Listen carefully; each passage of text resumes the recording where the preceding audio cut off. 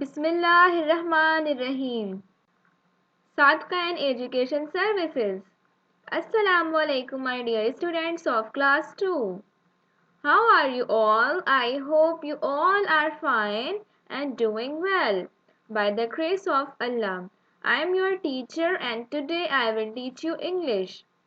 So, first of all, take out your English language, the grammar tree book. So, this is your English language, the grammar tree book. Okay, now open page number 74 of your English language, the grammar tree book. So, students, in our previous class, we started our new topic prepositions, in which we learnt about some prepositions. So, अपनी previous class में हमने अपना topic prepositions start किया था. इसमें हमने कुछ prepositions के बारे में पढ़ा था. So I have explained all the prepositions in detail, but before starting our today's class, we will revise our previous class. तो मैं preposition के topic को already अपनी previous class में explain कर चुकी हूँ, लेकिन अपनी आज की class start करने से पहले हम अपनी previous class revise करेंगे. So let's revise. Prepositions tell us where a person or thing is. So students, prepositions वो वर्ड होते हैं जो कि हमें बताते हैं कि कोई भी पर्सन या कोई भी थिंग मीन्स कोई भी शख्स या कोई भी चीज़ कहाँ पे है. Prepositions can also tell us where something happens or where something or somebody does something. So preposition हमें ये भी बताते हैं कि कोई भी काम कहाँ पर हुआ या कोई भी काम किसी भी शख्स ने कहाँ पर किया. In our previous class, we learnt about some prepositions like in, between, over, under, into, across, behind, after, at, above, through, on. So let's revise all these prepositions. Okay, so preposition in. As you have already learned about in your previous class that we use in for an enclosed space. जैसा कि आप already अपनी previous class में पढ़ चुके हैं कि हम preposition in यूज़ करते हैं किसी भी ऐसी चीज़ के लिए जो किसी भी चीज़ के अंदर होती है, तो उस थिंग को डिनोट करने के लिए हम preposition in यूज़ करते हैं. Preposition between. We use between when something is in or onto the space that separates two places, people or objects. So between हम उस thing को उस चीज़ को denote करने के लिए यूज़ करते हैं जब कोई भी चीज़ किसी two things या फिर two people के दरमियान between में होती है, तो उस thing को denote करने के लिए हम between यूज़ करते हैं. Preposition over. We use over for a higher position, above or higher than something else, sometimes when one thing covers the other. So हम preposition over को जब यूज़ करते हैं जब कोई भी चीज़ किसी दूसरी चीज़ से higher position में होती है, and sometimes जब किसी एक चीज़ ने किसी दूसरी चीज़ को cover किया हुआ होता है और वो higher position में भी होती है, तो उस thing को denote करने के लिए हम over यूज़ करते हैं. Preposition under. We use under to talk about something that is below or lower than the other thing. So under हम उस चीज़ को denote करने के लिए यूज़ करते हैं जब कोई भी चीज़ किसी दूसरी चीज़ के नीचे होती है या फिर lower position में होती है, तो उस thing को denote करने के लिए हम under यूज़ करते हैं. Preposition into. We use into to denote a movement towards the inside of a place. So हम preposition into को उस चीज़ को denote करने के लिए यूज़ करते हैं जब कोई भी चीज़ move करके, move means हरकत करके किसी दूसरी चीज़ के अंदर जा रही होती है, तो उस चीज़ को denote करने के लिए हम into यूज़ करते हैं. Preposition across. We use across to show movement from one side of an area, surface or line to the other. So हम across उस चीज़ की movement को शो करने के लिए यूज़ करते हैं जब कोई भी चीज़ मूव करके एक साइड से, एक सरफेस से या फिर एक एरिया से मूव करके हरकत करके किसी दूसरी तरफ जा रही होती है, यानी कि उसके दूसरे पार जा रही होती है। तो उस चीज़ को डिनोट करने के लिए हम across यूज़ करते हैं। Preposition behind. We use behind to indicate something that is at or towards the back of something or somebody and often hidden by it. So हम behind उस चीज़ को डिनोट करने के लिए यूज़ करते हैं जब कोई भी चीज़ किसी दूसरी चीज़ के पीछे होती है या फिर उससे छुपी हुई होती है। तो ऐसी चीज़ को जो किसी दूसरी चीज़ के पीछे हो डिनोट करने के लिए हम preposition behind यूज़ करते हैं। Preposition after. We use after when something is next to another thing in order.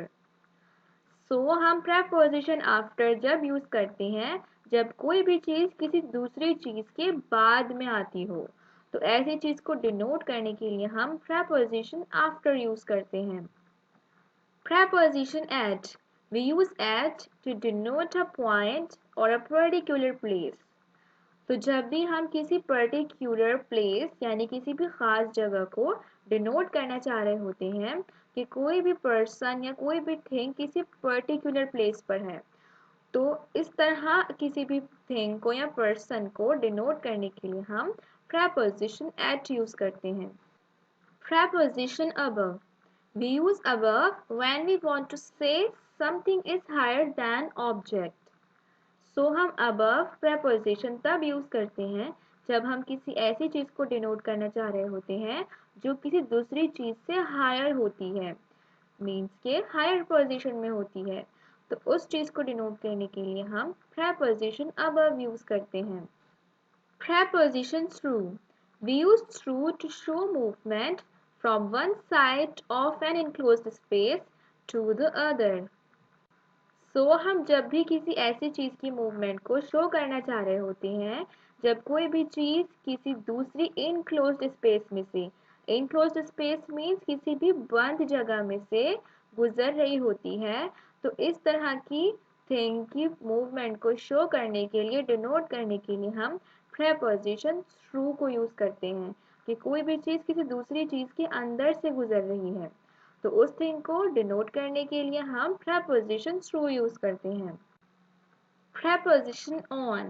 We use on for a surface. So जब कोई भी चीज किसी सरफेस के ऊपर होती है, किसी भी सतह के ऊपर होती है, तो उस चीज को डिनोट करने के लिए हम preposition on यूज करते हैं। Okay students, so now we have revised all the prepositions that we learned in our previous class. तो स्टूडेंट्स अब हमने उन सारी प्रेपोजिशंस को रिवाइज कर लिया है जो कि हमने अपनी प्रीवियस क्लास में पढ़ी थी। So now we are going to start our today's class. तो अब हम अपनी आज की क्लास स्टार्ट करेंगे। Okay students, so now as you can see here on page number 74 some sentences are given in which some prepositions are underlined. तो students जैसा कि आप देख सकते हैं कि यहाँ पे पेज नंबर 74 पे हमें कुछ सेंटेंसेस दिए गए हैं जिनमें कुछ prepositions को अंडरलाइन किया गया है। So let's read these sentences. Look at these sentences. Sentence A, there was a slice of cheese between two pieces of bread. Bread के 2 पीसेस के दरमियान चीज का एक स्लाइस था। तो यहाँ पे हम 2 पीसेस की बात कर रहे थे, मीन्स कि हमारे पास ब्रेड के 2 पीसेस थे और उनके दरमियान में चीज का एक स्लाइस था। तो वो उनके दरमियान में था 2 पीसेस के, इसलिए हमने स्लाइस, चीज के स्लाइस को डिनोट करने के लिए preposition between यूज किया। Now look at the sentence B, the keys are in the drawer. Keys drawer के अंदर हैं। सो यहाँ पे हम ड्रॉअर के अंदर का बताना चाह रहे थे, ये जो कीज हैं वो ड्रॉअर के अंदर हैं।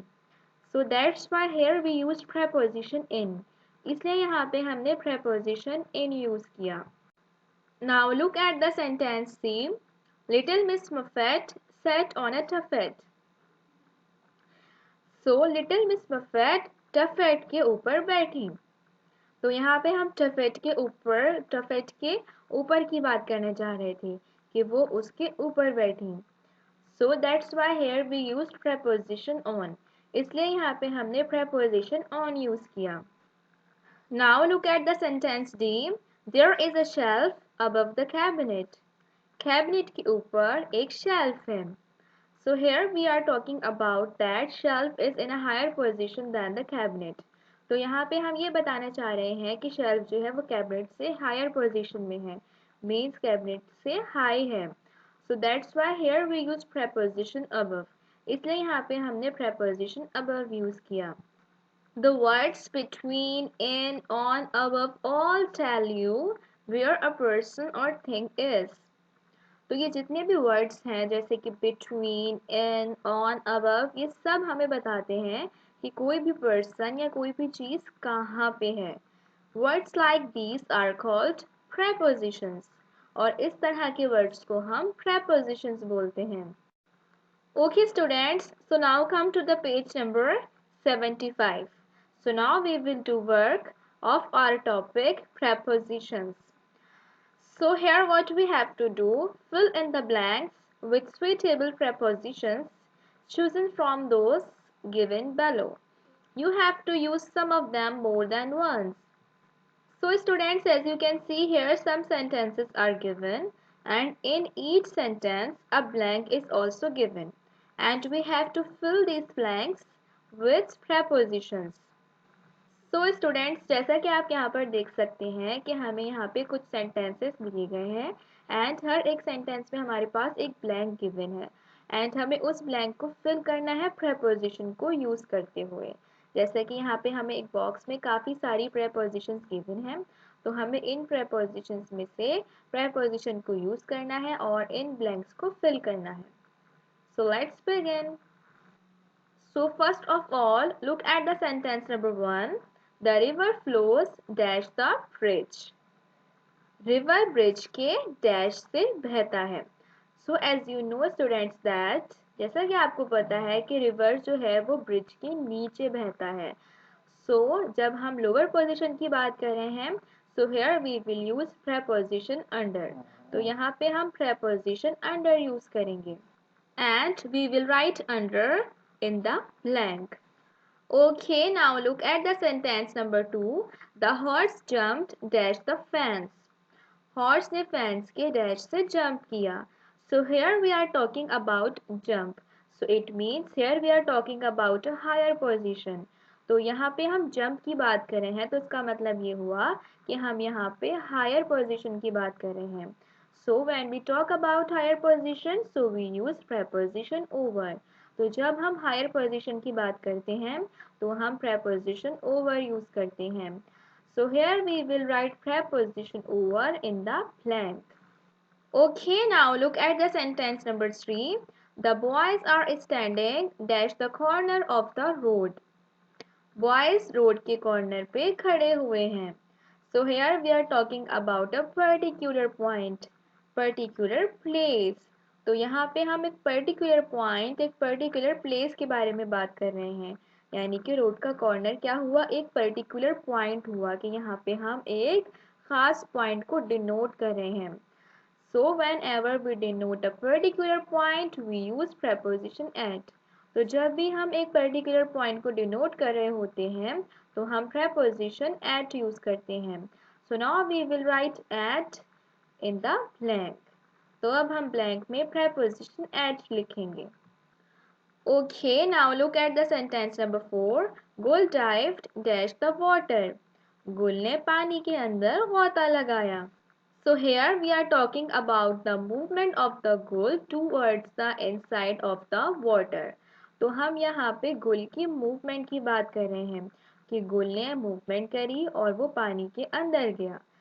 So whenever we talk about the movement towards the inside of a place, we use preposition into. तो जब भी हम किसी ऐसी चीज़ की मूवमेंट की बात कर रहे होते हैं जो मूव करके किसी दूसरी चीज़ के अंदर गई होती है तो उस चीज़ को डिनोट करने के लिए हम preposition into यूज़ करते हैं. So now we will write into in the blank. Okay, now look at the sentence number 5. She swam dash the river to the other side. वो तैर के रिवर के उस पार गई. So here we are talking about the movement from the one side of the river to the other side. So यहाँ पे हम river के एक साइड से लेकर दूसरे साइड तक के मूवमेंट के बारे में बात कर रहे हैं. So whenever we talk about the movement from the one side of an area to the other, so we use preposition across. तो जब भी हम किसी ऐसी चीज़ की मूवमेंट के बारे में बात कर रहे होते हैं जो कि किसी भी एरिया की एक साइड से मूव होकर दूसरे साइड पे जाती है, तो उस चीज़ को डिनोट करने के लिए we use preposition across. हम preposition across यूज करते हैं. So now we will write across in the blank. Okay, now look at the sentence number 6. Kate pressed the flower dash the pages of her book. Kate ने flower press किया अपनी book के pages के dash में. So यहाँ पे हम book के पेजेस के दरमियान की बात कर रहे हैं. मीन्स कि केट ने फ्लावर प्रेस किया बुक के पेजेस के दरमियान में. So here we will use preposition between. तो यहाँ पे हम preposition between यूज करेंगे and we will write between in the blank. Okay, now look at the sentence number 7. There is some milk dash the jug. जग में थोड़ा सा milk है. So here we are talking about the enclosed space jug. तो हम यहाँ पर एक enclosed space, एक बंद चीज़ जग के बारे में बात कर रहे हैं कि जग के अंदर थोड़ा सा milk है.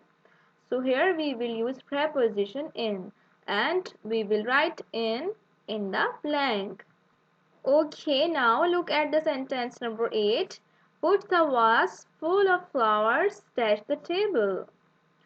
Flowers से भरा हुआ vase टेबल के डैश रख दो.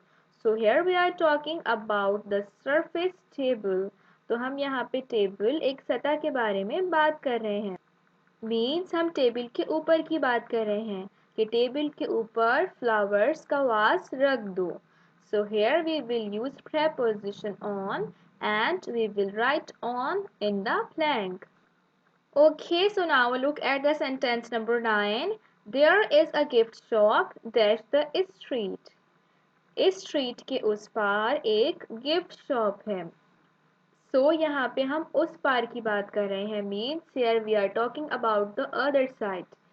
So here we will use preposition across and we will write across in the blank.